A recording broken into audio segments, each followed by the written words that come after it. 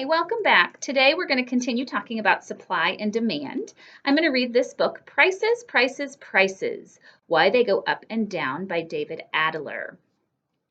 So if you remember yesterday, we talked about supply is the amount of product that's available, and the demand is the desire or the amount that people are willing to purchase. So we're going to keep that supply and demand in our head as we're reading today. Shopping malls have lots of stores. Each store has things for sale: pants, shirts, notebooks, candies, and more. And everything has a price. Prices are important. They help you decide what to buy. Would you pay 10 cents for a small bag of pretzels? Would you pay $1? Would you pay $50? The higher the price, the less likely you are to buy those pretzels. Prices also help people decide what to make, grow, and sell. If people are willing to pay a high price for sneakers, a lot higher than what it costs to make them, lots of factory owners will want to make sneakers. If the price of corn is high, a lot higher than it costs to plant, grow, and harvest it, lots of farmers will want to grow corn. So how are these prices set?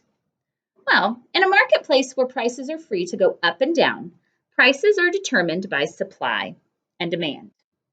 Supply is how much of an item is available for sale, and demand is how much of the item people are wanting to buy. So we're going to talk about a lemonade stand today, and that's going to help teach us about supply and demand. So imagine that you live on a busy corner and you set up a lemonade stand. The lemonade you make is your supply. And the people who want to buy a cup of your lemonade and have the money to pay for it is your demand. So your supply is your lemonade, your demand is the people who are willing to pay for that. So you're going to need items to get started to sell. So you're going to need things from the picture, and you're also going to need the items to make the actual lemonade. So on the first day, you make enough lemonade to fill your pitcher, enough for 20 drinks. And you have to think about the cost of the lemons and sugar and all the things that go in it. So you decide on Monday to set your amount for $1. So 1 cup is $1. So the weather on Monday is really pleasant, and the demand for cold drinks is not great. But lots of people walk by your stand, and by the afternoon, you have sold all 20 cups.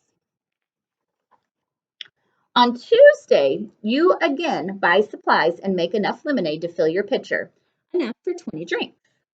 But the weather has changed. It's very hot outside, but you have no more lemons. You can't make more lemonade, but you know the demand for cold drinks is going to be great. You want to make as much money as you can, so you raise your price to $2. So because it's hot outside, the demand is really high. And so you set your price high because you don't have the ability to make any more. So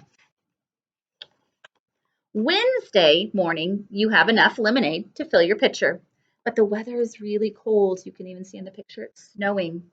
So the demand for a cold drink has gone down. People don't want lemonade when it's cold outside.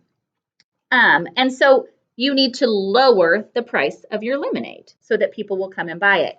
So you decide today to sell your lemonade for 50 cents. Thursday morning, the weather is super pleasant. It's not hot, it's not cold, and you have enough lemonade to fill your pitcher. But you go outside, and Julie, who lives across the street, has opened her own stand, and she has a pitcher of lemonade. So the supply has increased because you have lemonade, and so does Julie.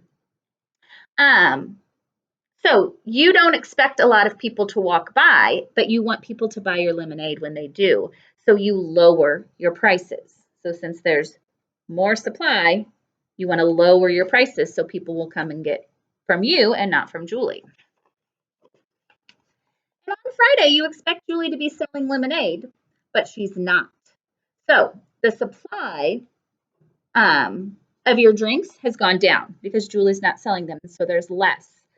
But people are still going to want the same amount as before, so you can increase your price. So you decide to raise your price to $2 and you sell all of your drinks. So now you can kind of understand the basic laws of supply and demand. So if we think about summer, at the beginning of summer, the demand for bathing suits is really high because everybody's getting ready for summer and they want to go swimming, and the weather's starting to get warm or hot outside. And by the end of the summer, few people want a bathing suit. So the demand is going down for bathing suits. So stores start making the prices go down. So that's why store owners who have bathing suits at the end of the summer lower their prices or have sales on those. At the beginning of the summer, watermelons are just beginning to ripen. There are not enough ripe watermelons for everyone. Later in the summer, there are a lot more. So as the supply increases, the prices go down. So a slice of watermelon is going to cost you more in June than it does in August. So supply, the amount of product that's available. Demand is the amount of product that people will buy. So, for example, if we're thinking about sunscreen, in December, there's not a high demand for sunscreen. So the price is going to be lower than it would be if I went to buy sunscreen in July when the demand is high. So today, you're going to create a list of products that would be in high demand for the summer. So if you can grab a pencil and a paper, um, and just jot down a quick list of things that would be in high demand for the summer. For example, I would have popsicles and swimming pool toys on mine. So after you finish your list, if you will share it with someone at your house,